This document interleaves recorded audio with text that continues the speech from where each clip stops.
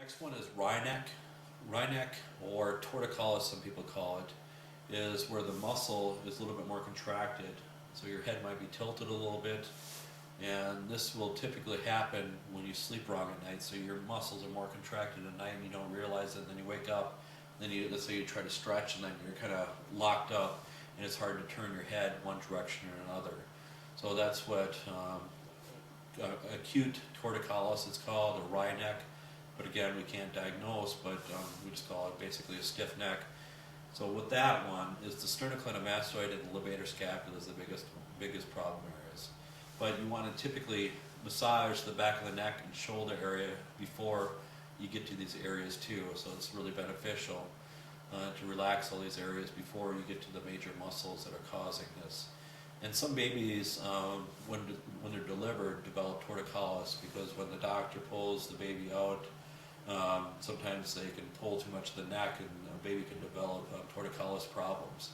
So again, it can be in adults or it can be in infants too then. So with this one, you're just going to bring it up just like the treatment that we use for the headaches. We're getting at the sternocleidomastoid. And you're just trying to stretch a little bit more each way kind of thing. So you can even perform a little bit of PNF, it's called, proprioceptive neuromuscular facilitation kind of stretching.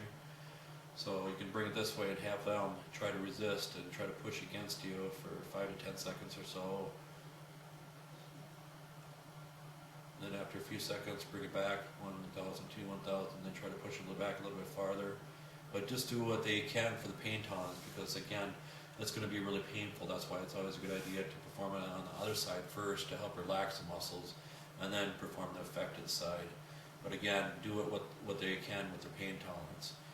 And some people will perform it right away when they develop the torticollis. Some people want to wait maybe a day or two. But I myself usually will at least test it out that same day to see if they can release some kind of pressure.